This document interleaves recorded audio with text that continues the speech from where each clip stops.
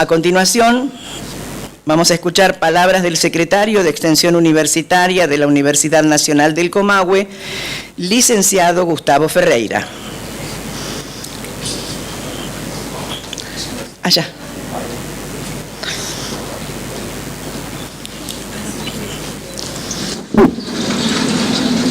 Muy buenos días.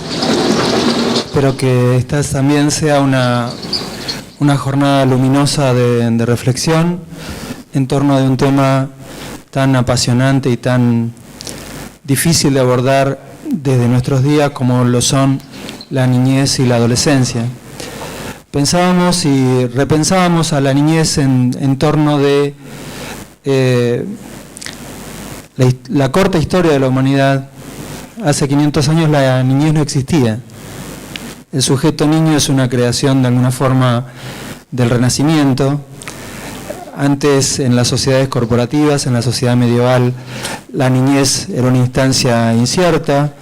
Muchas personas morían al nacer y todos se hacían adultos muy pronto. Luego de la revolución industrial, la modernidad, la privatización de la vida familiar hizo surgir a la niñez, y junto con la niñez, con el paso del tiempo y los procesos históricos, básicamente, el reconocimiento de esta instancia como la que en algún momento se deben llamar la de los únicos privilegiados.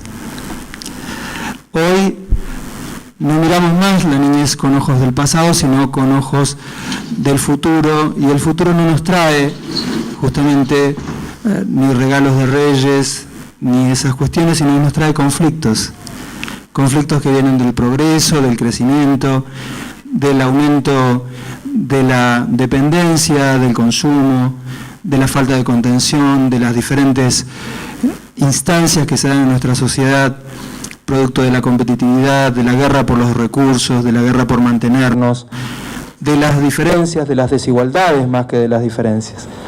Por lo tanto, así como hemos establecido en algún momento como tema, junto con la Honorable Legislatura de Neuquén, el desarrollo presente y futuro de Neuquén en términos económicos, como hemos pensado también en términos del desarrollo territorial, el presente y futuro de Neuquén, está muy bien que la jornada de hoy nos convoque a pensar sobre quiénes son los que van a vivir ese futuro y quiénes son los que hoy son niños y requieren de nosotros, el mundo de los adultos, el máximo de las atenciones, en particular cuando tenemos responsabilidades públicas específicas y cuando, por pequeñas que sean, responsabilidades privadas que son muy significativas.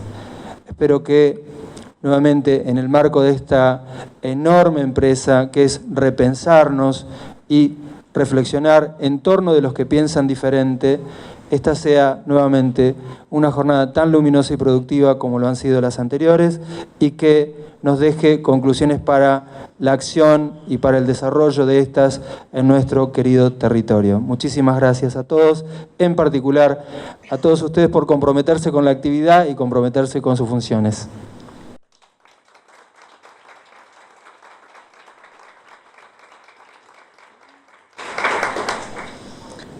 A continuación, palabras del Defensor General del Tribunal Superior de Justicia del Neuquén, doctor Ricardo Cancela.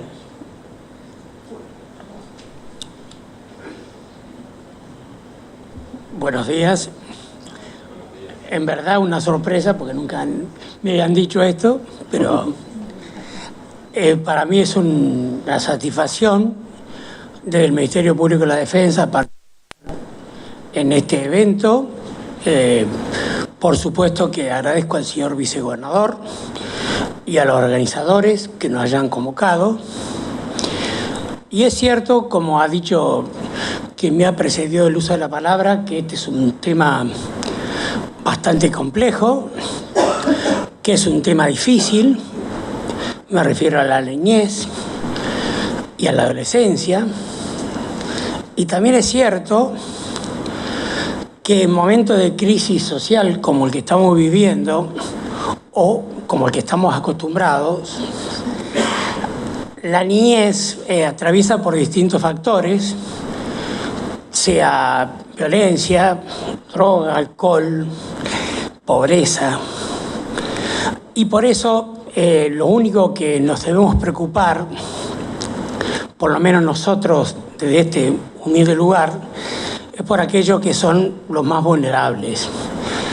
Y los que se deben preocupar, y siempre es importante hacerles recordar, que es el Estado con políticas públicas adecuadas para que los niños puedan crecer dentro de un marco de dignidad y de igualdad. Yo, en nombre del Ministerio, nos va a representar la doctora Barrutia, que es secretaria Civil y Nuevos Derechos de la Defensoría General, y entonces a ella le dejo la posta para que nos represente al Ministerio Público de la Defensa. Desde ya, muchísimas gracias a todos. Muchas gracias, doctor Cancela. Y ahora invitamos al vicegobernador y presidente de la Honorable Legislatura del Neuquén, contador Rolando Figueroa.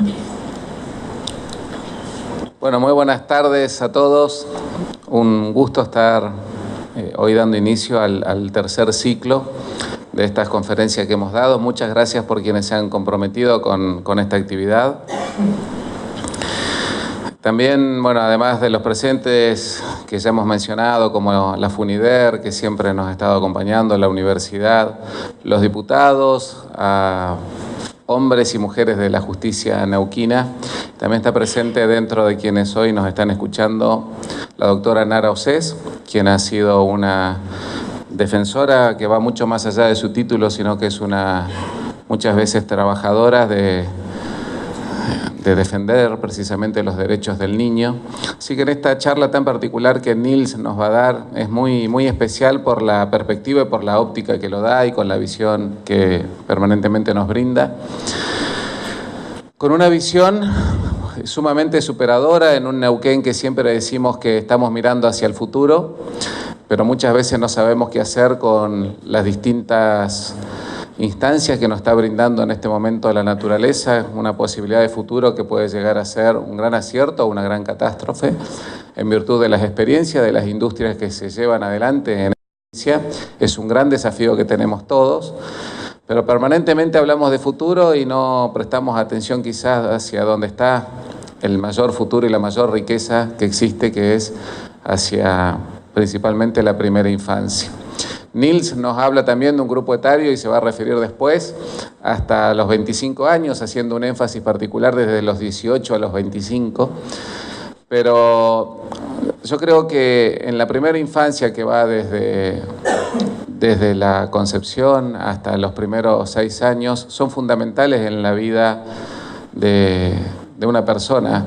Son en los momentos en los cuales las etapas cognitivas se desarrollan a pleno y en donde podemos nosotros visualizar o potenciar en realidad toda la capacidad que va a poder desarrollar de aprendizaje los niños. Y muchas veces el Estado comienza a tomar esa responsabilidad como prioritaria cuando se inicia en la educación formal a los 4 años. Pero en esa primera infancia inicial a veces el Estado termina mirando hacia otro lado, termina brindándoles responsabilidades o asignándoles responsabilidades a los municipios muchas veces, y en donde el personal más calificado no es precisamente el que se hace cargo de nuestro tesoro más preciado, que es nuestro futuro, que es esa primera infancia. Por eso creo que este ciclo de charlas en donde decimos que nos repensamos los neuquinos es una muy buena etapa para repensarnos desde lo más esencial que nosotros mismos tenemos y que creo que como Estado tenemos mucho, pero mucho por mejorar. Por eso es muy importante que siempre estén presentes las personas que están involucradas en esto. La Defensoría tiene mucho para hacer y realmente una labor que tiene que llevar a lo largo y a lo ancho de todo el territorio, en donde deben estar presentes los 3 poderes del Estado, el Poder Judicial, el Poder Legislativo y el Poder Ejecutivo, focalizándonos especialmente en lo que realmente importa. Hemos hablado de distintos temas, de la economía. Vamos a hablar del desarrollo turístico en San Martín de los Andes, vamos a hablar acerca de nuestra identidad en Chosmalal, hemos hablado también del desarrollo territorial en Zapala, Pero creo que esta charla que nos trae hoy Nils, creo que nos va a sacudir absolutamente a todos para que cada uno, desde el lugar que le toque ocupar, por supuesto quienes tenemos mayor responsabilidad, podamos asumir y absorber este trabajo que creo que es incesante y reitero, creo yo que nos debemos muchos una autocrítica que no nos estamos focalizando quizá lo suficiente. Así que muchísimas gracias, Nils, por estar acá. Sé que has hecho un largo viaje. Ha conocido las dos capitales que ha tenido esta provincia. Ayer estuvo en Chosmalal, hoy está en Neuquén. Seguramente el cariño de los neuquinos te va a agradecer siempre el compromiso que tenés a la hora de vincularte con los temas, porque más allá de que lo venís haciendo a lo largo y a lo ancho de todo el mundo, lo que se respira cuando uno dialoga con vos es esa pasión que tenés por este tema, y ojalá nos contagies la pasión a muchos de nosotros que tenemos la obligación y la grata responsabilidad de poder hacer lo mejor para nuestra primera infancia. Muchísimas gracias.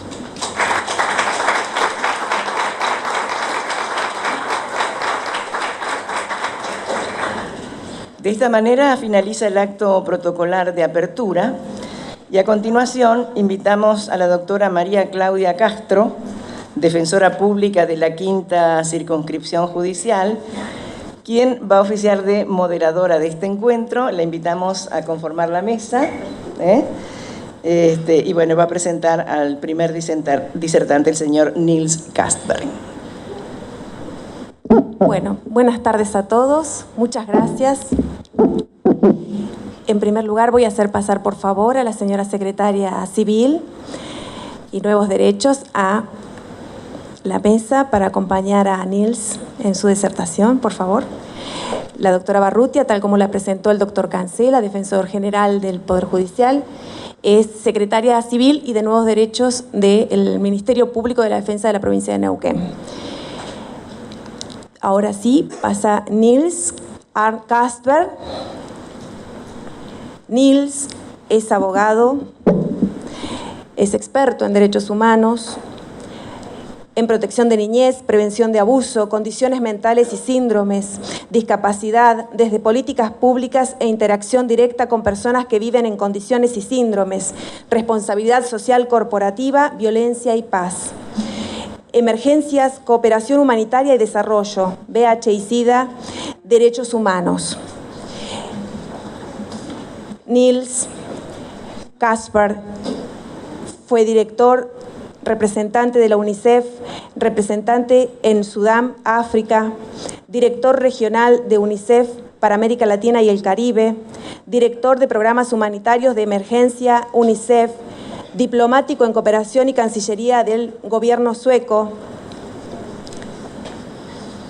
Entre sus desempeños actuales, el doctor Castberg es director de la Junta Internacional de Olimpiadas Especiales, director ejecutivo de Fundación Ventana de los Cielos, director de la Junta de Organización de Ayuda Internacional Sueca, es profesor de la Universidad de Barcelona en la Maestría de Relaciones Internacionales y es capacitador de líderes de fe en derechos humanos. Además, brinda asesorías a gobiernos nacionales y organizaciones internacionales, tal como el Caribe holandés. Él va a iniciar entonces con su disertación.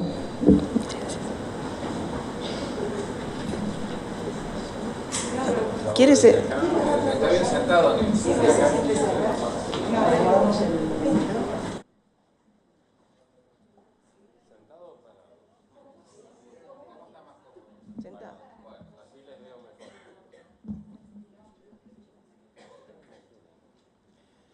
Bueno, un privilegio, y se los digo sinceramente, un privilegio estar con todos ustedes. Todas las personas que he encontrado hasta ahora en estos 2 días en Neuquén me han sorprendido por el compromiso que tienen por Neuquén. Es una provincia relativamente joven y sin embargo este tipo de compromiso es lo que va a ir construyendo, digamos, el Estado, por así decir. Y es tal vez ahí donde quisiera empezar. Me encanta el repensándonos, o sea, es cada uno de ustedes que está haciendo el Repensándonos. Los que venimos de afuera podemos ayudarles con reflexiones, con ideas de otros sitios, que les ayuda a tal vez evitar los errores que han cometido provincias más viejas del mundo, países más viejos del mundo, y tratar de avanzar, digamos, de un modo más positivo. Así que en ese sentido no quiero ser didáctico, quiero ser mucho más un compartir de ideas y de sugerencias. Creo que como punto de partida en este Repensándonos está el repensar cuál es la real soberanía de un Estado.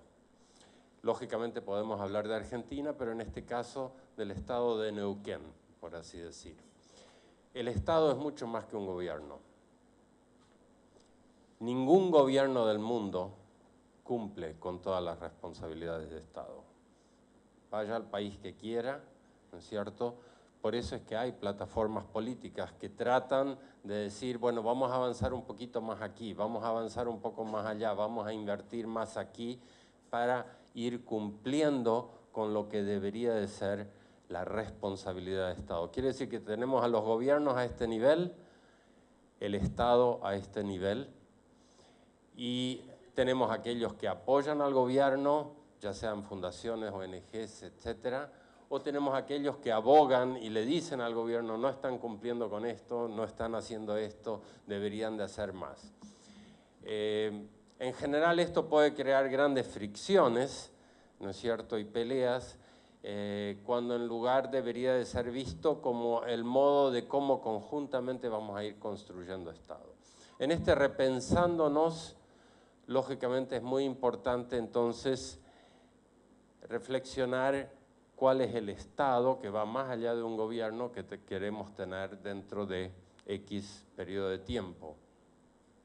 Un segundo aspecto en esto que es problemático en la mayoría de los países del mundo es qué es lo que consideramos soberanía. En la mayoría de los países el poderío militar se considera como la gran muestra de lo que es la real soberanía. Sin embargo, podemos mirar y esa no es la real soberanía. Si miramos aquí a Neuquén, no es el petróleo, no es la naturaleza, es todos ustedes que viven aquí en Neuquén que son la real soberanía. ¿Por qué? Porque si sacamos a todos los neuquinos, Neuquén cesa de existir, ya no existe. Entonces, la real soberanía es cómo velamos por cada uno de los que viven acá. Y esa perspectiva es sumamente importante si uno quiere estar repensándose el futuro, ¿no? Porque en función de qué vamos a utilizar el petróleo, en función de qué va a funcionar la economía, etcétera. Porque si no vamos a estar dando todos los privilegios a la economía y no a los que son la real soberanía de Neuquén, cada uno de ustedes que vive acá. Ese Repensándonos, lógicamente, nos lleva a pensar, bueno, ¿qué leyes tenemos? ¿No es cierto? ¿Qué sistema de seguimiento de esas leyes tenemos? ¿Cómo tenemos la ejecución? Etcétera. Y allí, en todo el mundo, lo que suelo notar es que somos expertos en describir las excelentes leyes que tenemos, 2302 o las que sea, ¿no? Los programas que tenemos, los sistemas que tenemos, etc. Pero en este Repensándonos creo que es muy importante empezar un poquito por atrás, o digamos desde el nivel del cliente. ¿Cómo están llegando las políticas públicas en su conjunto? ¿Cómo están llegando a esta madre embarazada, al momento del nacimiento y del momento del nacimiento en cada etapa, ¿no es cierto? He dicho hasta los 25, podría ser también los 30, pero 25 representa un poquito más de, o alrededor de la mitad de la población de Neuquén. Y la mayoría de ellos no votan. Entonces hay una responsabilidad por todos aquellos que son electos de velar en conjunto por ellos, porque ellos no votan. Y no hay que votarlos por el hecho de que no voten, con las dos diferentes B. Y vamos a entrar, quisiera abordar, digamos, algunos de esos temas por el camino, pero también en este Repensándonos tenemos que pensar sobre 3 modos en que le damos sentido a la vida. Porque al fin y al cabo ustedes están en su función como parte de un sentido de vida. Les da sentido el poder ser algo para otros. En algunos casos, desde un punto de gobernancia, desde el poder legislativo, desde el poder judicial, desde el poder ejecutivo, pero lo están haciendo, supongo yo, y así lo he sentido, de la mayoría, de todos los que he encontrado, lo hacen porque es con un sentido de vida de servir, de ser de bien para otros. Y ese sentido de vida se puede expresar en distintas formas. Podemos hablar de la perspectiva de la caridad, podemos hablar de la perspectiva de la necesidad, podemos hablar de la perspectiva de derecho. Son distintas herramientas para expresar esta búsqueda de cómo darle sentido a la vida. Y cada una de esas herramientas cumple una función diferente. Cuando estamos hablando del poder público en su conjunto, ahí lo que tenemos que hablar es de la herramienta de la construcción desde una perspectiva de derecho. ¿Por qué? Porque no es algo que va a beneficiar a algunos. La responsabilidad pública es una responsabilidad de todos los que forman parte de esta gran soberanía que queremos para Neuquén. Que no haya nadie que se quede atrás, que busquemos la forma de llegar a cada uno de los que tenemos que llegar. En la construcción desde la perspectiva de derecho, por empezar, ¿por qué decimos derecho? Porque son los derechos que nos hacen humanos, ¿no es cierto? Si no, seríamos animalitos de la selva. A veces usamos palabras tan difíciles, pero es muy importante que mi madre, si está sentada acá, entienda lo que estoy tratando de expresar, porque queremos que lo que estamos hablando en el Repensándonos no sea algo tan teórico, tan académico, que el público en general no lo pueda entender fácilmente. No porque no tengan capacidad de entender cosas, es simplemente porque en todas las profesiones desarrollamos jergas que más bien ocultan que revelan. Entonces es muy importante buscar un lenguaje, ¿no es cierto?, que su madre, su padre, su abuela pueda entender del modo más fácil posible. Entonces, sí, son los derechos lo que nos hacen humanos. Si no, seríamos como animalitos de la selva y eso no es lo que queremos para Neuquén. Este piso, bueno, y digo piso de derechos porque con mucha frecuencia el tema de derechos se ve como algo tan así, y sin embargo es tan sencillo como el derecho a vivir, el derecho a tener educación, el derecho a salud, son el derecho a identidad, ¿no es cierto? Estamos hablando de cosas simplemente fundamentales en el interrelacionamiento humano. Y eso no es estático. Con mucha frecuencia los derechos políticos y los civiles, que son más fuertes, o votamos o no votamos, o tenemos identidad o no tenemos identidad. Ahí tenemos la ley dura, por así decir. Pero en los derechos económicos, sociales y culturales, allí tenemos una constante evolución. Una constante evolución porque vamos teniendo más conocimiento. Por ejemplo, creo que estamos aumentando nuestro conocimiento sobre personas que viven con condiciones mentales y síndromes. Y que tal vez hay 300 millones de ellos en todo el mundo que pertenecen a uno de los grupos más discriminados en el mundo. Pasan su vida entre 4 paredes, en general se mueven de la casa a un terapista o en el mejor de los casos a un centro de actividades y luego vuelve a la casa. pero es una vida realmente donde son objeto de cuidado en el mejor de los casos, pero no sujetos a quienes les estamos dando oportunidades de desarrollo. Muy bien, eso nos está planteando como sociedad que tenemos que desarrollar los derechos para ellos, porque si se lo estamos dando a niños típicos, ¿cómo no se lo vamos a dar a niños que viven con condiciones y síndromes? Uso ese ejemplo para demostrar que los derechos económicos, sociales, culturales se van desarrollando a través del conocimiento y tenemos que ir asumiendo responsabilidad a medida que vamos teniendo ese conocimiento. Entonces vamos a ir poniendo baldosas a este piso de derechos a través de este mayor conocimiento. Si no tenemos un piso, lo que tenemos son precipicios. O sea, tenemos gigantescas desigualdades. Lo que genera violencia en una sociedad no es la pobreza, es la desigualdad.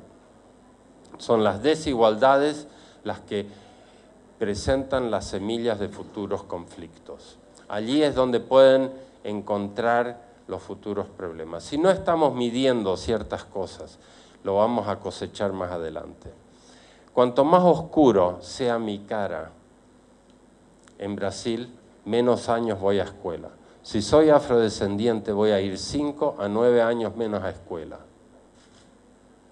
Brasil tiene que estar tomando cuenta de ese tipo de problemas. Pero si no lo está midiendo, no va a estar corrigiendo. Y está claro que el solo tener conciencia no es suficiente. Tiene que haber una activa política pública que trata de llegar allí, si no, no va a funcionar, no lo resolvemos. Muchas veces creemos que con una reunión y tener el conocimiento se resuelven las cosas. No, ese es el punto de partida. Y sin embargo, ¿cuánto nos cuesta a veces lograr el punto de encuentro, el punto de, digamos, ponernos de acuerdo de tratar o hablar de un tema? Mencioné la perspectiva de caridad. En la perspectiva de caridad, lo que tenemos que tener en cuenta es, ahí yo decido si quiero o no dar un cierto apoyo. Soy yo el que decido como persona si voy a hacer un acto de bien o no, en cómo trato a mi madre, en cómo trato a mi abuela. Esa perspectiva tiene su lugar en la familia, tiene su lugar en la escuela, en cómo me interrelaciono con otros, pero cuando eso se convierte en la política de Estado, voy a llenar un camión con víveres y voy a ir a una aldea y la voy a entregar, ahí no estoy construyendo Estado. Ese acto de caridad no le corresponde necesariamente, a no ser que sea una emergencia, a un poder público. El poder público no necesariamente puede emplear a una persona que le dé un abrazo y que le dé un cariño a una persona que vive con una condición mental o síndrome. Eso le corresponde a la sociedad.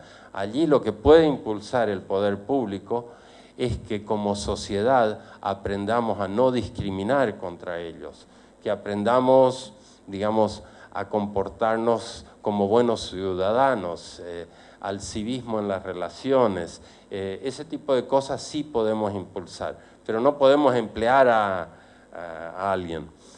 Sin embargo, oí de una empresa, creo que era en España, que creó el puesto de director de abrazos y empleó a un señor con síndrome de Down, ¿no? Y entrevistaban a los empleados y decían, cuando llega a la mañana, él es que me recibe con una sonrisa. O el otro, cuando mi madre estaba enferma, era él que venía todos los días a preguntarme cómo me sentía. Y cuando ella falleció, fue el primero que vino a abrazarme. Y el jefe de esa empresa dijo, no hay nadie en esta empresa que contribuye tanto al buen ambiente en esta empresa. Ellos supieron cómo darle el espacio a una persona que vive con el síndrome de Down, ¿no es cierto? Y bueno, ahí entran perspectivas que son muy importantes. Podemos, desde el poder público, impulsar que empresas asuman una mayor responsabilidad, no nominalmente porque pusimos la ley, pero que lo hagan realmente de corazón y ayudándoles a ser parte de eso. La perspectiva de necesidad, lógicamente, es cuando asumimos ya un mayor sentir por la responsabilidad de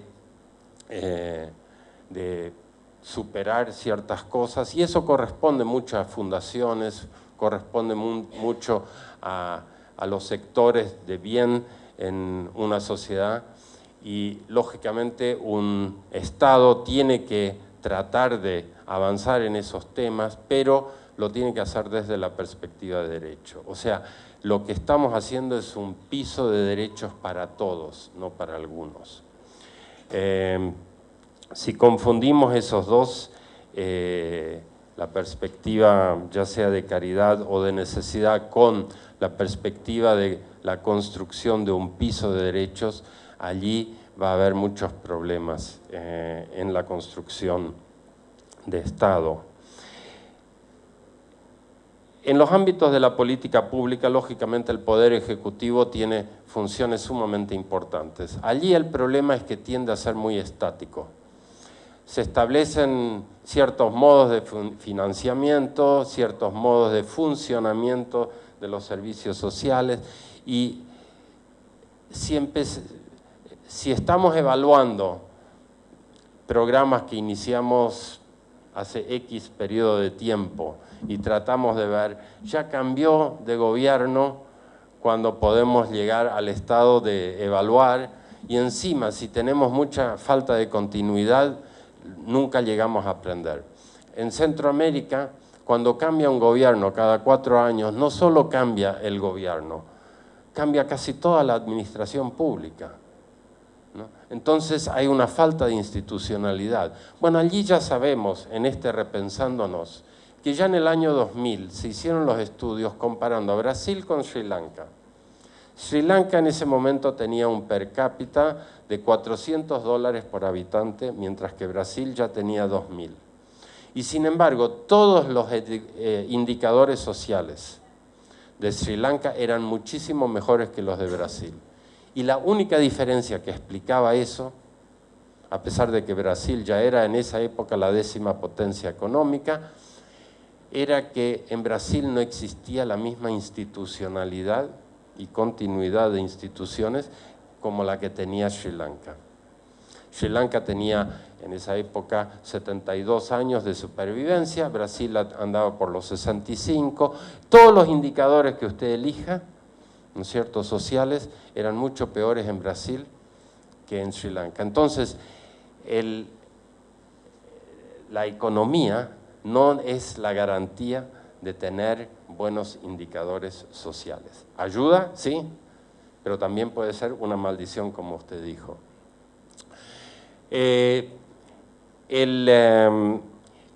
¿Cómo crear un poder ejecutivo que está reflexionando sobre ese tipo de temas? Bueno, allí entran también en parte los otros poderes, porque pueden ayudar a hacerlo repensar al poder ejecutivo en muchos de estos temas. Pero también entran sectores de la sociedad civil.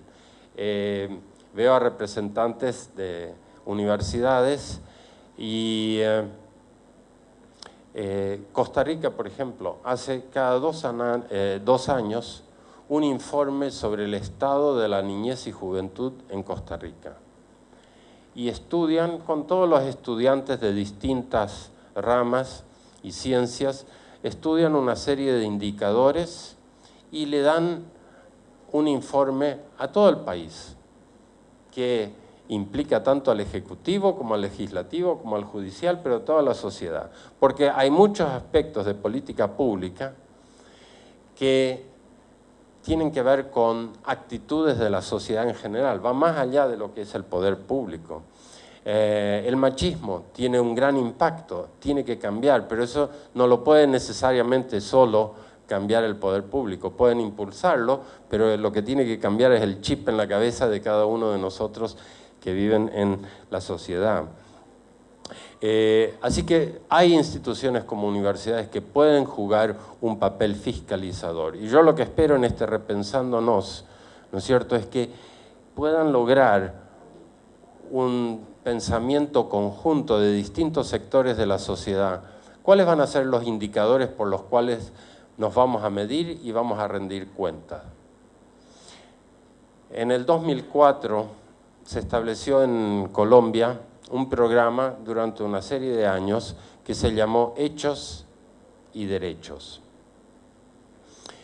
en el que se convocaba cada 6 meses a todos los gobernadores de los 33 departamentos y de la capital, Bogotá, departamento federal, y cada uno de ellos tenía que rendir cuenta por el progreso a nivel municipal. 1.100 municipalidades, más o menos, en Colombia, y cada alcalde tenía que rendir cuenta por una serie de indicadores establecidos por el Procurador General de la República. El Contralor General de la República revisaba las cuentas, o sea, cuánto había sido transferido o generado en cada uno de los departamentos, cuánto había sido transferido a las municipalidades. Y entonces en esas reuniones cada 6 meses, al que venía el presidente también al final, para escuchar, digamos, qué era lo que se estaba logrando.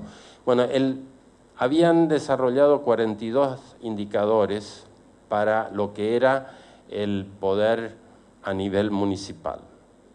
De esos 42 indicadores, los alcaldes o intendentes tenían que elegir 7 y eran responsables de progreso en cuanto a esos 7 indicadores. El Procurador General de la República tenía y tiene el poder de destituir a un alcalde que no cumple con esos 7 indicadores. Y en la medida en que gravemente incumplan, los puede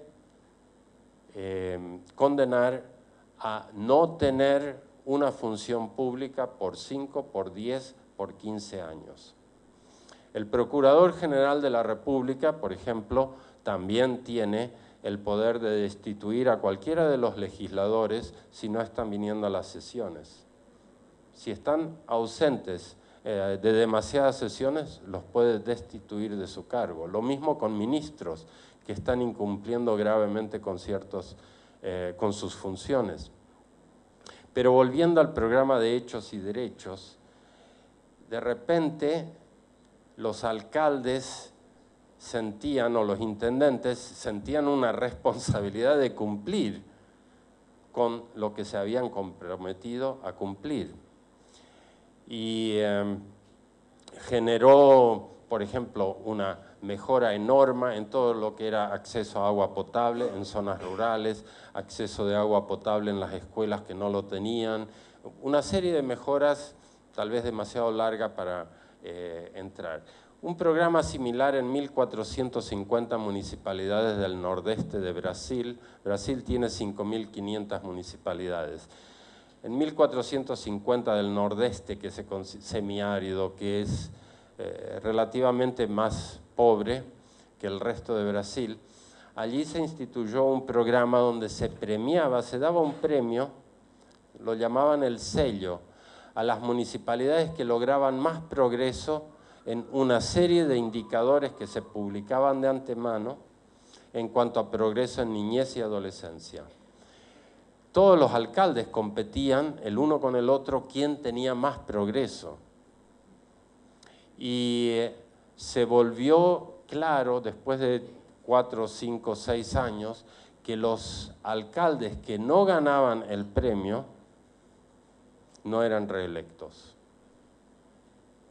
Empezaba a haber una rendición pública, ¿no es cierto?, de progreso hacia una serie de indicadores que eran importantes para la construcción de la real soberanía, no de un ejército que siempre recibe todo lo que quiere, ¿no es cierto?, o poderes públicos que en recursos, etc. Aquí estábamos hablando de progreso en lo que es la real soberanía. Lo que define a un Estado fuerte es aquel que se preocupa por los más débiles y no por los más fuertes. Eso no quiere decir que uno quiera crear conflictos en la sociedad, pero sí es un determinante, ¿no es cierto?, que cuando uno siempre está buscando a quién no le llego, en lugar de hablar siempre, he llegado a través de la política a tantos. No, a quienes no estoy llegando. Lo estoy diciendo no desde un punto de vista político, lo tenía como un problema en UNICEF con muchos de mis representantes en distintos países que me hablaban de lo bien que estaban logrando en esto, aquello y lo otro. Eso me parece fantástico. Neuquén está mejor que el resto de Argentina, pero no es por eso que están repensándose, es porque quieren ser el mejor del mundo, quieren ser mejores por ustedes mismos. Y el tema, si queremos ser mejores, si queremos repensarnos, no es solamente saber lo bien que estamos, es qué es lo que nos falta mejorar, en qué áreas queremos mejorarnos.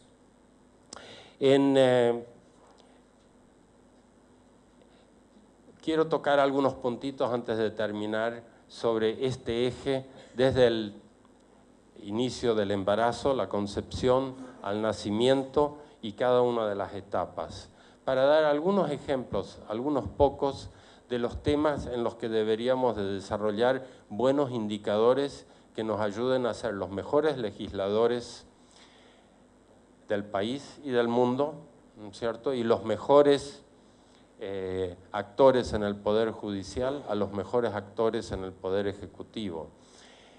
Primero y principal, Argentina tiene aproximadamente un 10%, creo que ni Argentina sabe exactamente dónde está en cuanto a desnutrición crónica.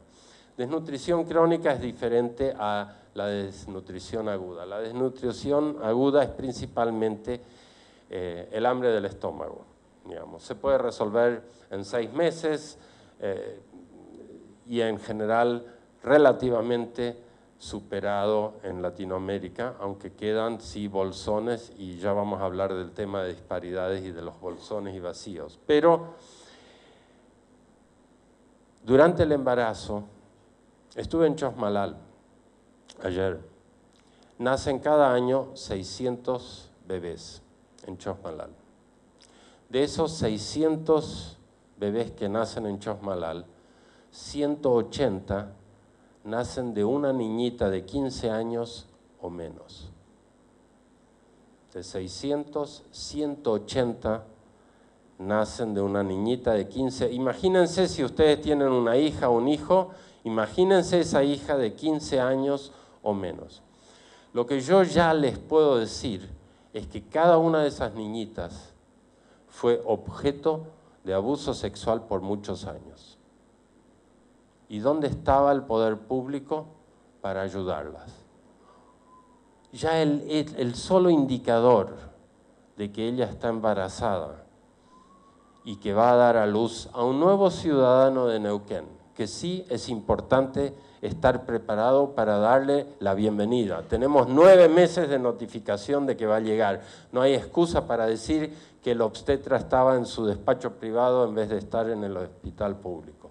Tenemos todo el conocimiento que necesitamos para llegarle a tiempo a este nuevo ciudadano. Sin embargo, esta madre fue abusada sistemáticamente en un 99% de los casos durante varios años antes de llegar a ese embarazo.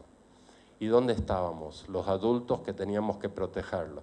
Y sin embargo, en el modo de ver de la sociedad, están mirando, ay, mirá, está embarazada, estas chicas uno no sabe en qué andan. En lugar de ver lo desprotegida que ha estado y dónde estábamos en lugar de protegerla. Se habla de costumbres, eso no son costumbres, son malos hábitos, eso no es cultura, esos son hábitos que hay que erradicar, hay que condenar, ¿no es cierto? Lógicamente, no tal vez de un modo virulento, pero a través del diálogo o lo que sea, hay que buscar las formas de cómo llegar a los lugares donde esto se ha vuelto endémico. Esta niña, al estar embarazada, tan adolescente, es muy probable que además de la angustia que está sufriendo, eso contribuye a su desnutrición. Su desnutrición, su falta de ácido fólico, su falta de hierro, etcétera, ya produce, ¿no es cierto?, faltas en el cerebro del bebé. Es de llorar ver los rayos X de un niño que nace bien y de un niño que nace de una madre desnutrida. Ustedes ven ese cerebro todo encogido, ¿no? Y uno dice, ¿cómo podemos hacer así? Bueno, tenemos, gracias a Dios, 24 a 36 meses después del momento del nacimiento de corregir eso. Pero tenemos que llegar a tiempo, pero en general no estamos llegando a tiempo. Los programas de nutrición que se establecen en las escuelas están llegando 6 años tarde. Son una medida educativa para que vayan a la escuela, para que no tengan hambre, para que puedan, digamos, escuchar. Pero estos niños a quienes no les llegamos durante el embarazo y los primeros 24 o 36 meses, esos niños, después de los 36 meses, tienen daño irreversible. Y cualquier médico les puede explicar eso en más detalle, pero les va a faltar capacidad de iniciativa, creatividad. La memoria les queda bastante afectada. Van a repetir primer grado por lo menos 3 veces, que además es un costo enorme al sector educativo. Y podríamos seguir así. Va a ser una persona súper buena, que va a seguir una cierta rutina, pero es como tomar el 10% o más de la capacidad intelectual argentina y la de Neuquén y tirarla al río. Y eso se puede resolver, pero requiere políticas públicas que estén viendo por qué no estamos llegando. Sí, tenemos sistemas excelentes, tenemos personal extraordinario, pero hay muchos a quienes no estamos llegando. El punto no es todo lo bien que ya tenemos muchas cosas que funcionan bien, pero a quién no le estamos llegando. Sigamos allí, otro indicador, entre 3 y 6 años. El niño que va a una preescolar, va a tener 5 veces más probabilidades de terminar la secundaria que un niño que no va a la preescolar. O sea que ya 10 años antes tiene un indicador que le está diciendo dónde va a estar dentro de 10 años. O sea que ya podemos entrar a actuar ahora. No necesitamos estar trabajando con el tema de todos los que no terminaron la secundaria dentro de 10 años. Ya ahora estamos teniendo los indicadores. El desarrollar en conjunto estos indicadores no es un acto político, es un acto de construcción de Estado. Podríamos seguir así, pero les voy a dar un ejemplo de Paraguay. Allí hicieron un estudio en el departamento de Alberdi, en donde analizaron 18 años para atrás. ¿Cuántos se recibieron en la secundaria este año? ¿Cuántos nacieron hace 18 años? Y trataron de tomar en cuenta los temas migratorios, la movilidad, etc. Y sacaron el cálculo, ¿cuántos fallecieron el primer año hace 18 años? ¿Cómo fue la supervivencia en los primeros 5 años de 18 a 12 años atrás? ¿Cuántos empezaron la primaria hace 12 años? ¿Cuántos no la terminaron? ¿Cuántos empezaron la secundaria y cuántos terminaron la secundaria? De 100, ¿cuántos quedaban a los 18? Quedaban 2. ¿Cómo construimos Estado con ese tipo de cifras? Y si no lo estamos midiendo, ¿cómo vamos a saber? Entonces, el lograr el conjunto, a veces estamos muy separados, ya sean los gremios, organizaciones civiles, partidos políticos, pueden estar muy lejos, pero si ponemos el objetivo adelante, allí tal vez sí podemos encontrarnos. ¿Por qué? Porque si hacemos todo correctamente hoy en Neuquén, a partir de hoy, y nace un bebé hoy, y hacemos todo lo correcto, agreguemos 18 años y llegamos al 2036, agreguemos 25 años, estamos ya acercándonos al final de Vaca Muerta. Recién entonces, ¿no? Y volviendo al tema, o sea que hay toda una serie de indicadores que nos pueden ver con todo lo que es prevención. Hay una serie de indicadores en todos los temas de protección. Ahí voy a tocar solo brevemente un par de temas. La violencia. La mayoría de los políticos a nivel mundial se pusieron de acuerdo, primero en el año 2000, luego en el año 2015, en la Asamblea General de Naciones Unidas, de establecer una serie de objetivos de desarrollo. Los últimos se llaman Objetivos de Desarrollo Sostenible. Pero en esos no han incluido los temas de violencia. Han incluido los temas de justicia, pero no han incluido los temas de violencia. Nadie como que quiere medir eso, y la verdad es que medir violencia no es fácil. Si yo voy a la casa de Claudia y pregunto, ¿tú le pegas a tu hija?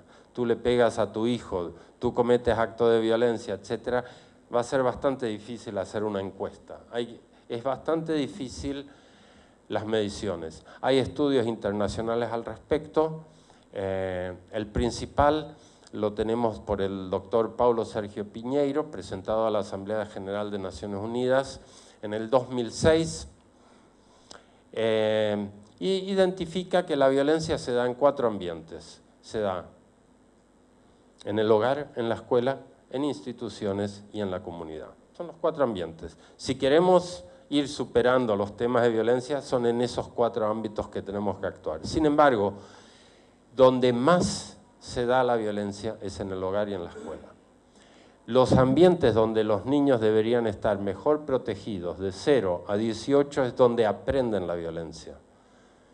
Desde la violencia física a la violencia verbal, a la violencia psicológica, ¿cierto? Y podríamos hablar mucho de eso, no tenemos tiempo, pero quiero pasar a las 4 formas de la violencia. La violencia puede ser física, verbal o psicológica. Luego tenemos el abuso sexual. El abuso sexual, en el 99% de los casos, no está usando violencia. Usa el cariñito para robarse el cuerpo del niño.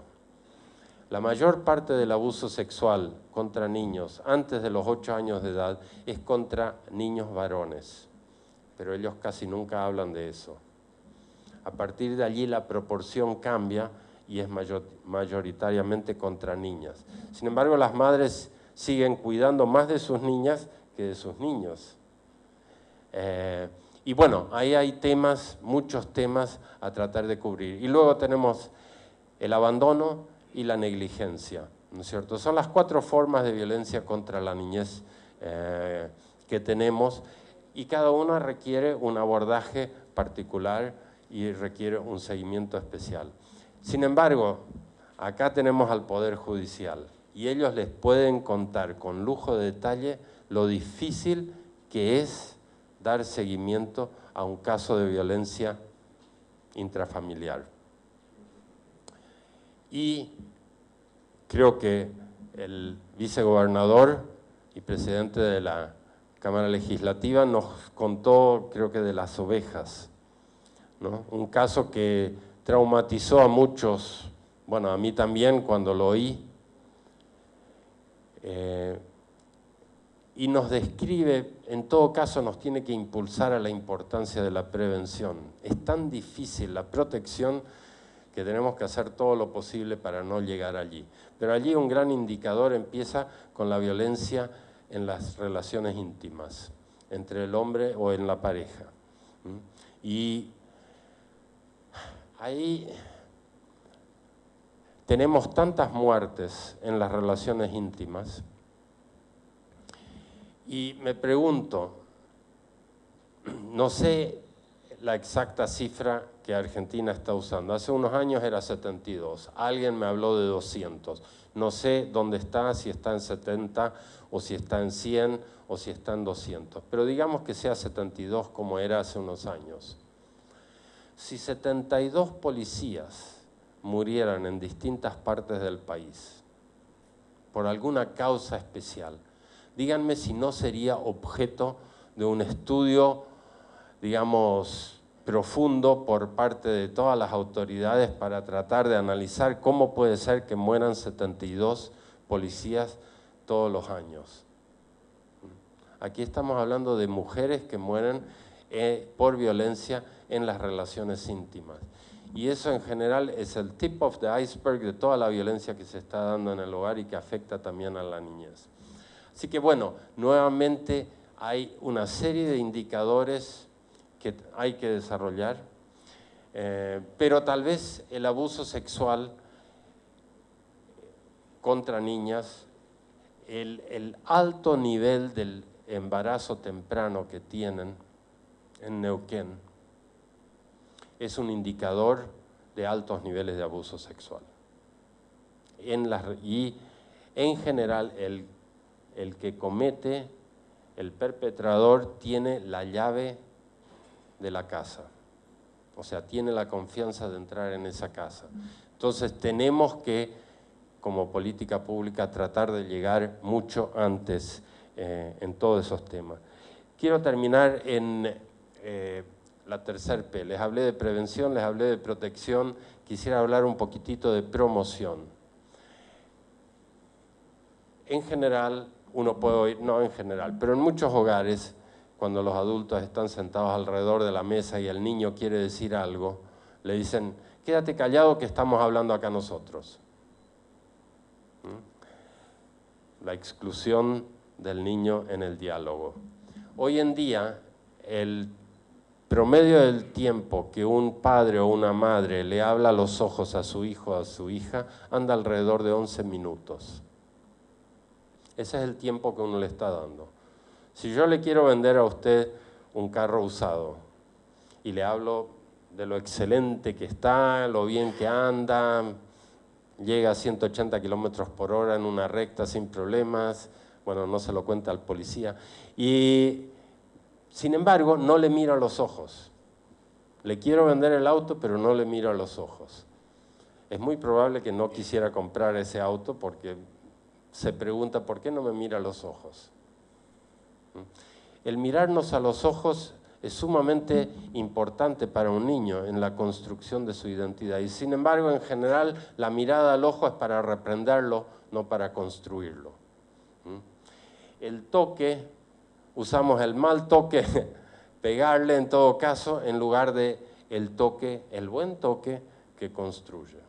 Y encima, si un niño de 0 a 10 no estuvo recibiendo abrazos, no estuvo recibiendo ese cariño, ¿cómo va a poder darlo de 10 en adelante? Y ante todo, de 10 en adelante, si alguien se acerca y le empieza a dar cariño, va a sentir, y tal vez es un cariño perverso, que quiere usarlo para un fin malo. Y sin embargo, qué fácil va a caer ese adolescente porque nunca lo tuvo en su hogar. Entonces, muchas de estas cosas, la política pública puede hacer una parte, pero necesitamos que la sociedad también cambie en cómo actúa en eso. Entonces, el tema de promoción es no excluirlo al niño, pero la participación tampoco es suficiente. Los pueden invitar a la Cámara Legislativa a dar su opinión, los pueden invitar al Poder Judicial para un diálogo alrededor de estos temas. ¿Cuánta violencia están encontrando ustedes en su hogar?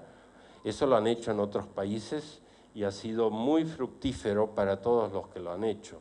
Y es importante. Sin embargo, si vienen con algo que alguien se les escribió, no sirve, se convierte en algo simbólico. Y allí llego al punto de que no es suficiente ni con exclusión ni con participación, tenemos que hablar de desarrollo adolescente. El desarrollo adolescente es cuando les decimos, bueno, estudien este tema y vengan y díganos qué es lo que piensan. Eso los obliga a pensar, si ellos saben, nos invitan al Poder Legislativo de Chosmalal, de distintos lugares de la provincia, el Poder Legislativo quiere un diálogo con adolescentes, quiere saber qué les preocupa, qué niveles de violencia están encontrando. Les dan unos meses para prepararse. Ellos lo estudian en sus escuelas, en lo que sea, se ponen de acuerdo quién es el que lo va a presentar, etc. Eso les desarrolla como personas. He visto muchísimos ejemplos en Latinoamérica de adolescentes que hacen programas de radio, programas de televisión, ¿no es cierto? Programas cortos de 1 minuto sobre distintos temas sociales. Es fascinante cómo ellos se desarrollan, su autoestima, todo. Es muy diferente a cuando yo les doy, bueno, lee tú esto. Eso es participación, pero no es desarrollo. El desarrollo es realmente darles oportunidades. Y yo creo que la juventud neuquina tiene mucho para contribuir, incluyendo al poder legislativo. Quisiera terminar simplemente diciéndoles que espero las reflexiones que no son de ningún modo completas en ninguna área y se puede cuestionar cualquiera de los ejemplos que les he dado, pero no están dadas con el sentir más que de ayudarles a generar pensamientos, ¿no es cierto?, de cómo ustedes van a medir el bienestar. Y sí quisiera terminar con el tema de Vaca Muerta, porque el Vaca Muerta les está dando una fecha muy específica. Si entiendo bien, estamos hablando dentro de 50 años se acaba, si es que se lleva a cabo. ¿Cómo se van a utilizar esos recursos?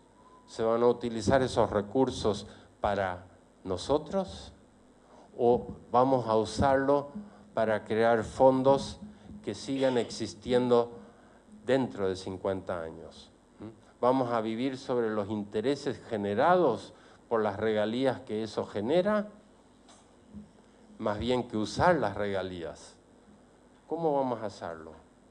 Si estamos con una mirada en donde queremos generar una Neuquén sumamente más fuerte dentro de 50 años para nuestros nietos y bisnietos, ese tipo de visión, hasta los contrincantes más lejanos, tal vez los puede acercar, porque pueden pensar del gremialista, de parte del partido político X, del partido político tal o lo que sea, tal vez, bueno, tal vez no está mal pensar en nuestros nietos, en nuestros bisnietos.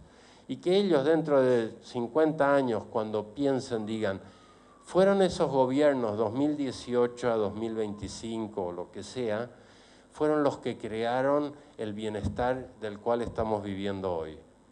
Imagínense eso.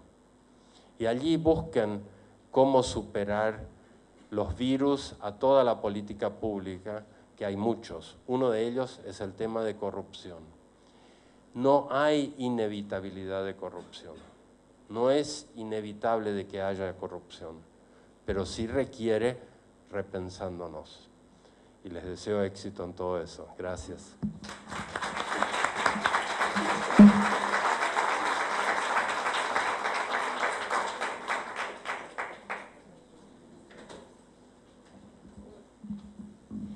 Muy bien.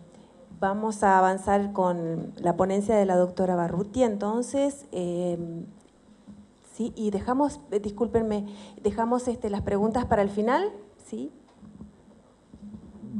Bueno, el tema de ponencia es muy elocuente, muy grandilocuente. Primero, bueno, le quiero agradecer al señor vicegobernador por haberme invitado a participar de esta mesa con un acompañante tan prestigioso como Nils.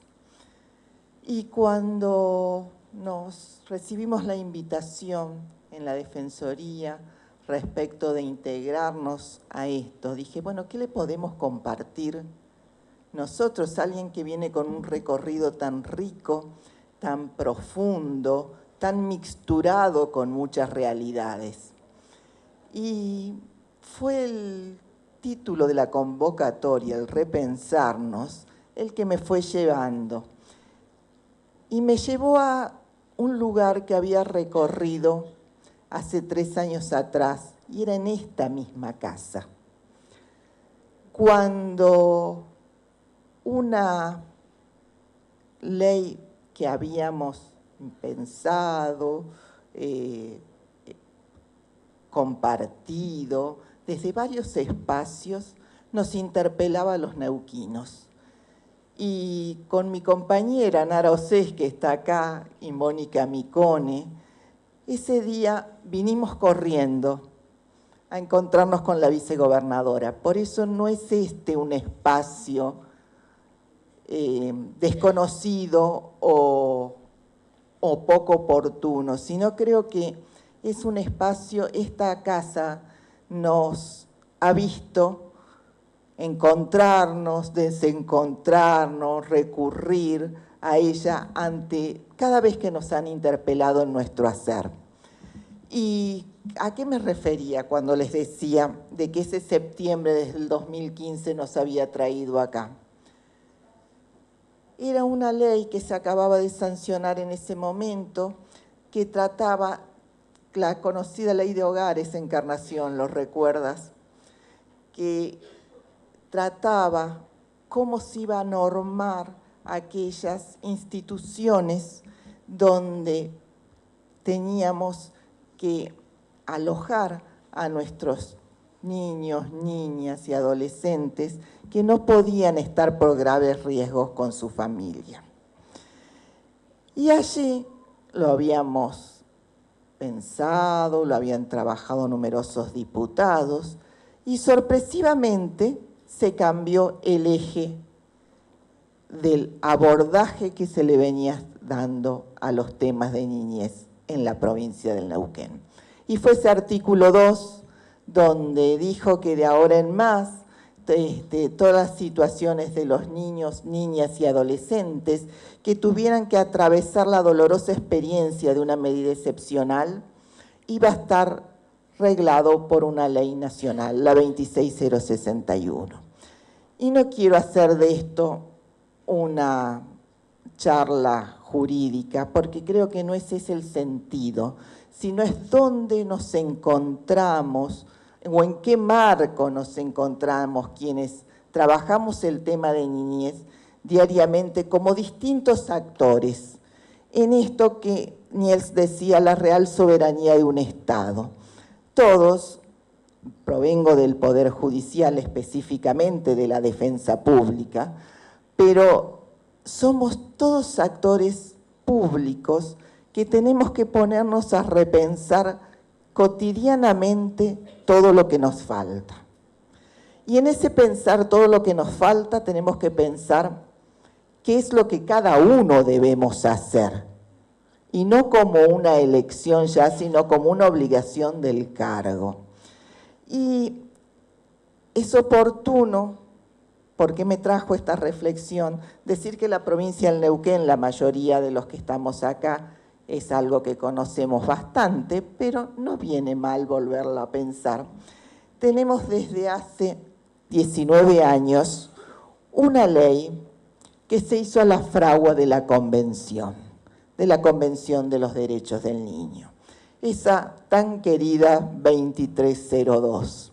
Esa 2302 que nos ha encontrado, nos ha desencontrado, nos ha movilizado, nos ha interpelado y que día a día nos hace repensarnos como marco de encuentro de las políticas públicas de niñez. Esa ley que yo bendigo diariamente a aquellos legisladores y legisladoras que trabajaron en esta casa, porque es distinto el modelo al del resto del país, aquella sociedad civil que acompañó ese proceso, a esta Nara que peleó tantas veces desde ese lugar de defensora, que muchas veces tuvo más desencuentros y sinsabores, pero que nos ha permitido ser el marco de encuentro. El marco de encuentro de un poder ejecutivo que debe ocuparse de las políticas públicas de niñez. A Encarnación, que tantas veces recurrimos a ella ante situaciones difíciles cuando estaba en su rol de ejecutora de la autoridad de aplicación. O a los legisladores, a quienes les dijimos, debemos pensarnos en este modelo nuestro. Y creemos que sigue siendo vigente. Y eso fue lo que nos hizo iniciar o reiniciar todo un debate, repensando si esta ley 2302 neuquina, distinta a la modalidad del abordaje institucional del resto del país, que tiene otro modelo, ¿seguía vigente o no? ¿Debíamos remozarla, no remozarla? Y les recuerdo que se edificó sobre 3 ejes fundamentales esta ley, que fue el interés superior del niño, la remoción de los obstáculos que vulneran sus derechos como persona y la no judicialización de la pobreza. Con esos 3 ejes centrales podemos pensar, creo que como dice Niels, la infancia en los próximos 50 años. Y cuando nos fue dando cada uno esa ley, qué teníamos que hacer en una primera etapa, o en un primer libro, aborda cuáles son los objetos, los fines, los derechos de los chicos. En un segundo libro aborda las políticas públicas. En el tercero habla de la justicia de familia. Y allí provenimos de la defensa pública. Nos encontramos con nuestras mayores o menores fortalezas, que es la figura del defensor del niño, defensor o defensora del niño. Este defensor o defensora que integra el Poder Judicial, que es una figura distinta al del resto de las provincias que siguen la ley 26061. ¿Por qué? Porque en esto el defensor de los derechos del niño es este funcionario que integra el Poder Judicial, pero lo integra desde un lugar muy distinto, tutelando derechos o tratando de restablecer aquellos derechos vulnerados, en un pie de igualdad con un decisor judicial y también en una estabilidad que le permite interpelar a los otros actores de la política pública respecto de esas omisiones. Y en esto de lo que vos decías, Nils, de lo que nos falta, porque lo que tenemos fantástico, pero tiene que ser siempre el piso para lograr las mejoras. Y si no nos paramos desde ese lugar de interpelación, incluso al interior nuestro, seguramente nos volveremos en burócratas, pero estaremos muy lejos de poder encontrarnos en cada chico, en cada chica o en cada adolescente. Y cuando lo hablábamos con el autor del proyecto, decíamos, ¿por qué este viraje institucional que nos cambia el marco normativo y el marco de consensos que esta sociedad neuquina fue construyendo, que no fue producto de un iluminado, sino de todo un consenso social? Por eso ante esto volvió ese foro de la 2302 a tomar vigencia, volvió, que parecía letargado, a decirnos no, pero nuestra construcción como sociedad tiene otro abordaje. Y allí aparece un actor institucional desconocido hasta esos momentos, que fue la cabeza de la defensa pública, del Ministerio Público de la Defensa, que fue el defensor general, que vino a los legisladores y se reunió con cada uno de los presidentes de bloque a decirles, señores legisladores, pido institucionalmente la modificación del artículo 2 de la ley 2955. ¿Y por qué? Porque nos cambia el marco de encuentros a los neuquinos. Y cuando digo nos cambia el marco de encuentros, digo nos cambia el marco de contrapesos que tenemos que tener todos los actores públicos y la sociedad civil que trabajan temas de infancia. Porque esta misma ley 2302 es también la que crea el Consejo Provincial el famoso COPRONAF, tan querido y compartido con algunos, como con Encarnación, como Eduardo Fuentes, como donde nos encontramos debatiendo políticas de niñez que no son de acuerdos precisamente, generalmente generan muchas discusiones, pero también allí nos ponemos todos los actores de los tres poderes del Estado a pensar en esta realidad que todavía nos falta muchísimo.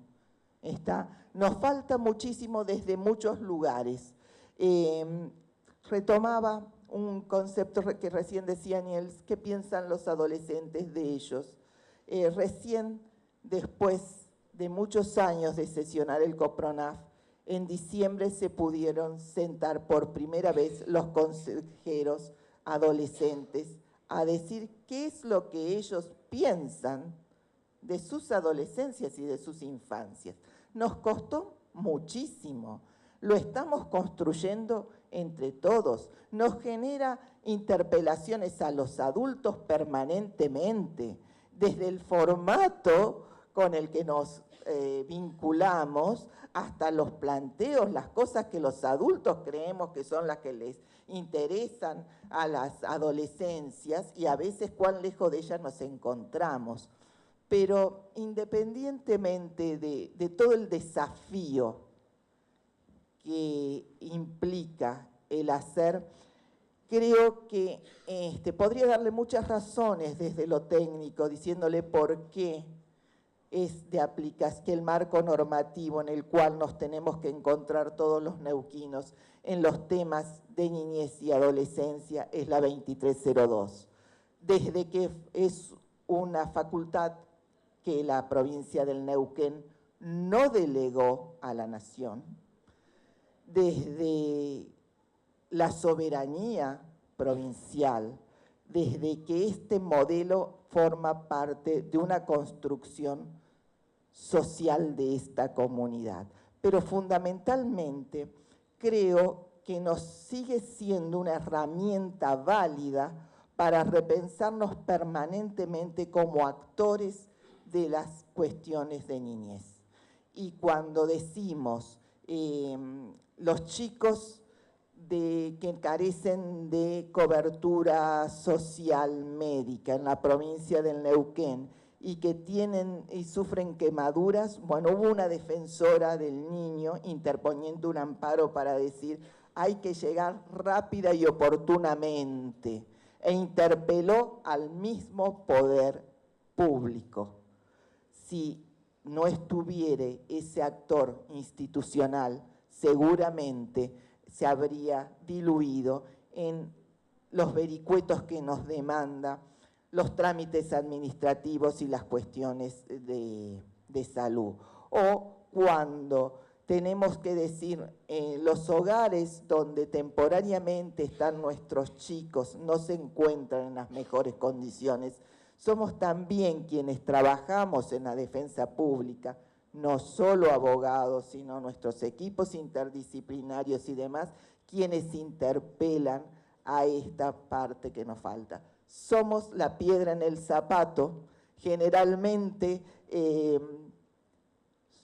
nos ven desde el punto de vista de la interpelación permanente a la defensa del niño, pero creo que este es nuestro rol y creo que este es el mandato que el legislador neuquino nos ha dado a quienes integramos la defensa pública y a quienes pensamos que es posible construir normas más equitativas. Y comparto, para finalizar esto, decir que no es la pobreza la que genera violencia, fundamentalmente es la desigualdad.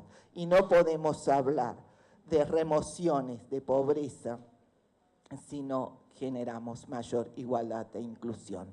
Simplemente este es el pequeño aporte que les quería compartir, porque a veces nos obnubilamos con otros modelos que, vuelvo a destacar, la 26061 es una norma muy valiosa,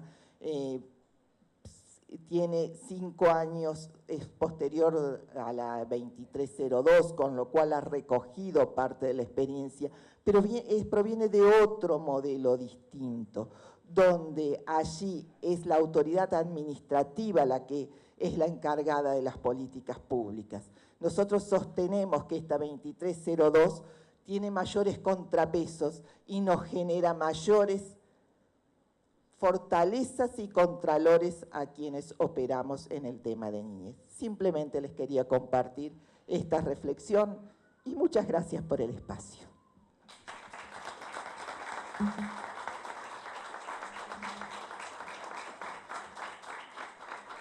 Muy bien. Bueno, ahora sí, todo aquel que quiera formular alguna pregunta, tanto al doctor Kasber como a la doctora Barrutia, o a ambos, está abierta entonces esa posibilidad.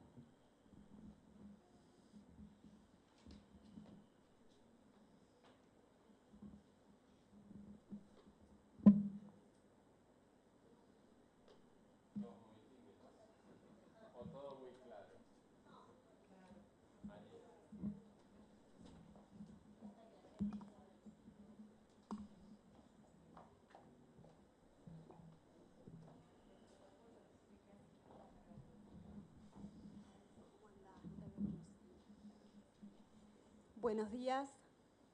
Bueno, primeramente saludar el espacio, la iniciativa. Bienvenido, Nils. Estábamos al tanto. Y un reconocimiento a una compañera de trinchera, María Claudia Castro, que desde el espacio de la intervención nos ofrece la posibilidad también de la reflexión. Un tema que es muy importante. Soy trabajadora social del Gabinete Interdisciplinario de la Justicia. Y también saludar a la compañera Nara Océs, que también, otra compañera de trinchera que vino trabajando históricamente acerca de los derechos de la infancia en esta provincia.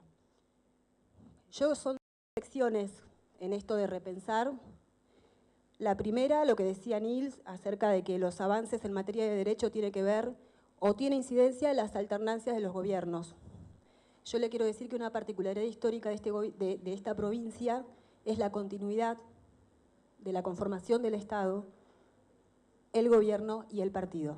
Y sin embargo, históricamente, desde 1963, gobernados por el mismo partido, tenemos hoy una infancia en una situación de desigualdad, que era lo que recién se estaba diciendo acá, y que no es la pobreza lo que genera la violencia, sino la desigualdad. A tantos años de una hegemonía política, partidaria, hoy nos encontramos, por ejemplo, con un hospital en la localidad de Centenario, la segunda ciudad más grande de Neuquén, la entrada a Vaca Muerta, sin atención pediátrica para los chicos en ese hospital. Y tenemos aquí compañeras también de la defensa que se vinculan en los espacios de lucha, porque además los que están acá lo deben saber, y Nils, le comentamos que es una tierra de lucha, que ha sido declarada la capital histórica de los derechos humanos por la lucha histórica que tiene Neuquén en relación a los derechos. Me quedo con otra reflexión más. ¿Qué vamos a hacer con los ingresos de Vaca Muerta, con la riqueza de Vaca Muerta? Yo creo que no hay que pensar tanto en el futuro, sino que tenemos que pensar en hoy. Los hospitales no tienen pediatras.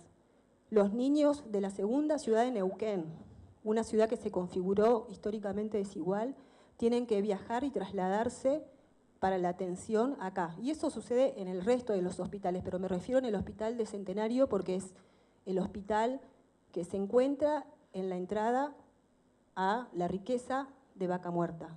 Y sin embargo, aquellos primeros donde no llegan, hoy están desatendidos.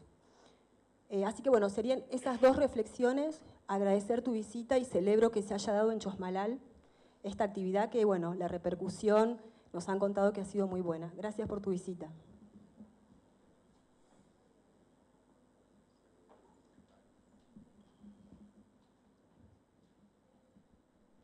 Bueno, ¿alguna pregunta más?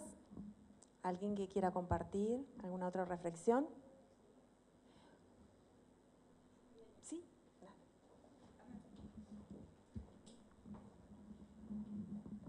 Bueno,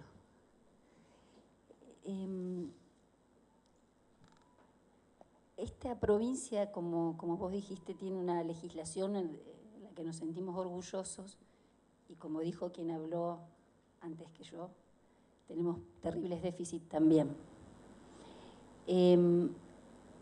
A mí me interesaba escuchar sobre experiencias que nos puedas contar de organizaciones que trabajan temas de niñez. Nosotros integramos el foro que defiende, se llama 2302, pero en realidad defiende los derechos de los niños.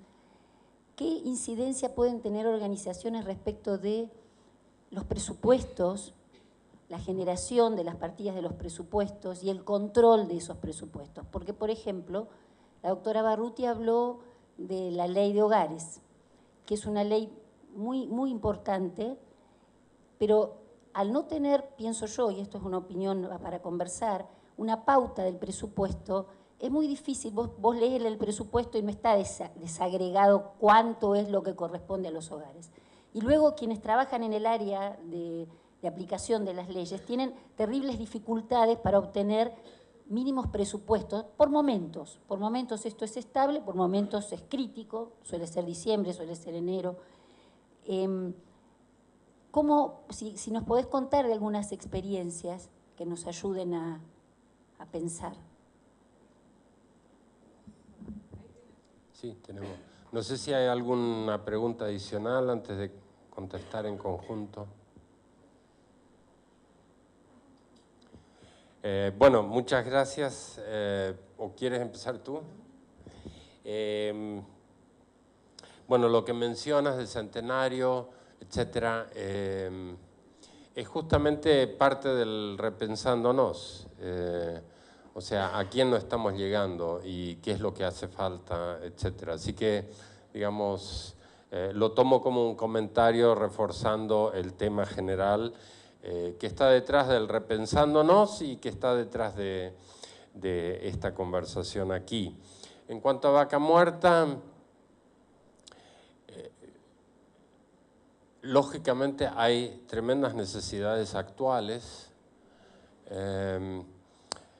Sin embargo, pienso que hay que buscar, y lo mencionaba con algunos representantes de la universidad, de buscar estudios como lo han hecho en otros países.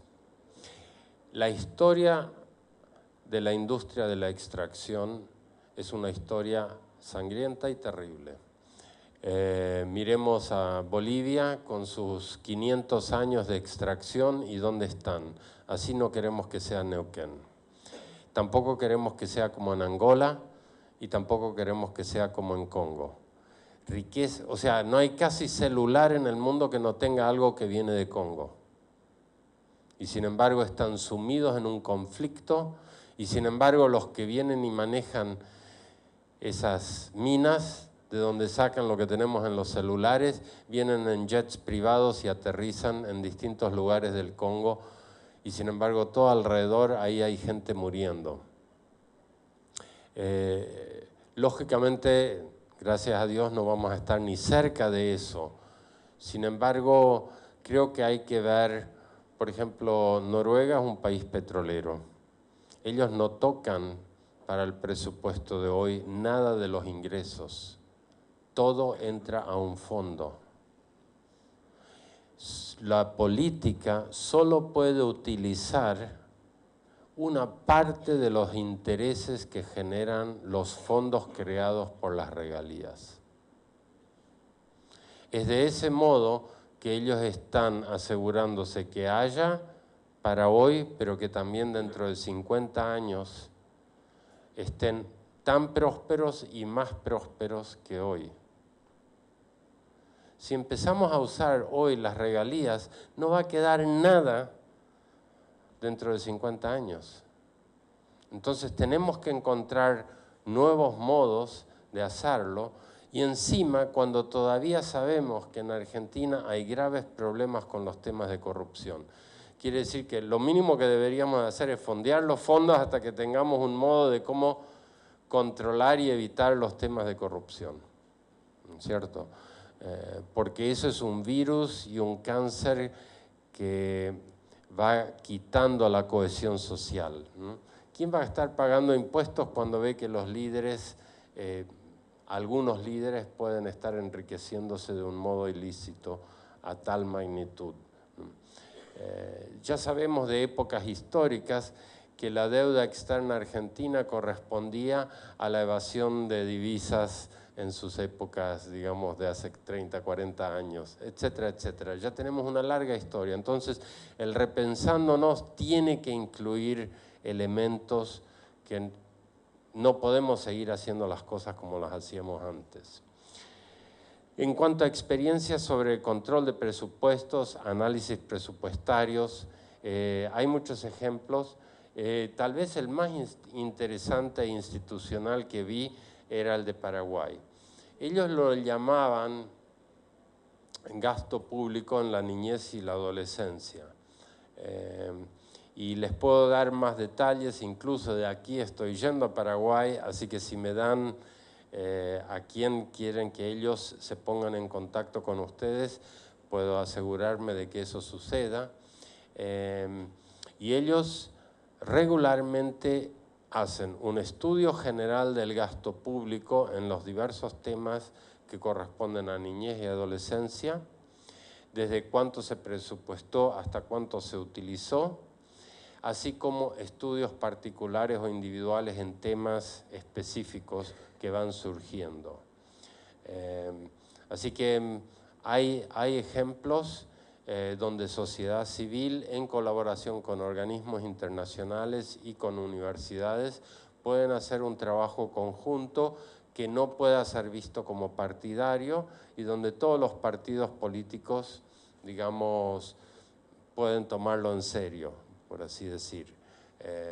O sea, hay que tratar de sacarle el panfletismo, ¿no es cierto?, a los mensajes, pero a la vez no perder la indignación ante aquellos que no llegamos. Y es un buen equilibrio ahí tratar de encontrar, digamos, unas mesas de diálogo que estaba mencionando, ¿no es cierto?, donde todos los actores realmente puedan dialogar alrededor de eso. Pero ese es uno de los ejemplos. El de Colombia que mencioné era el Contralor de la República, a cada uno de los gobernadores les decía con dólares, bueno, en pesos, no recuerdo ahora el nombre de la moneda en Colombia, pero le decía con centavos cuánto había sido transferido, cuál era la ejecución en los sectores relevantes. Sí hay problemas a veces en desagregar correspondientemente a qué corresponde a un niño, niñez, adolescencia y qué es tercera edad u otros temas, pero igual en general, a grosso modo, se ponían de acuerdo cuáles eran los rubros presupuestarios a los que se iba a analizar. Y el Contralor General les decía los porcentajes de ejecución, porque ellos a veces se quejaban de que no recibían suficiente dinero, y entonces le decían, se les transfirió tanto y solo ejecutaron tanto de lo que se les transfirió. Entonces ya no podían usar la excusa de que no habían recibido recursos, era que no estaban haciendo ejecución. Bueno, a veces había problemas de ejecución por una cantidad de temas administrativos. Bueno, entonces hacían de eso el objeto de cómo se iban a superar ciertos impedimentos en temas de licitación y otras cosas que a veces demoraban mucho la ejecución de programas. Pero sí, a mí me encanta Latinoamérica desde esa perspectiva porque mucho más que en otras partes del mundo, Latinoamérica tiene muchísimos buenos ejemplos de ingeniería social. Y para exagerar un poco el término, pero realmente son muy innovadores y hay muchos buenos ejemplos al respecto. Pero el más organizado que vi, muy interesante, fue en Paraguay.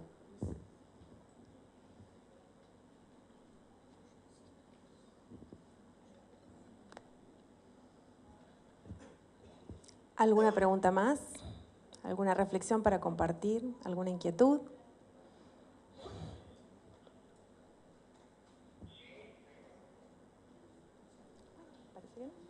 Muy bien, entonces damos por finalizada la conferencia. Agradecemos enormemente la visita del doctor Kasber, de la doctora Barrutia y por supuesto la presencia de todos ustedes. Y muchísimas gracias por la invitación también a la licenciada Villalobos y a la legislatura de la provincia de Neuquén y por este ciclo, y ojalá se repita mucho más y también en el interior. Muchísimas gracias a todos.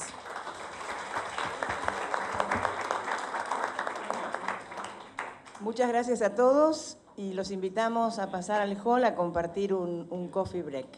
Que tengan muy buenas tardes.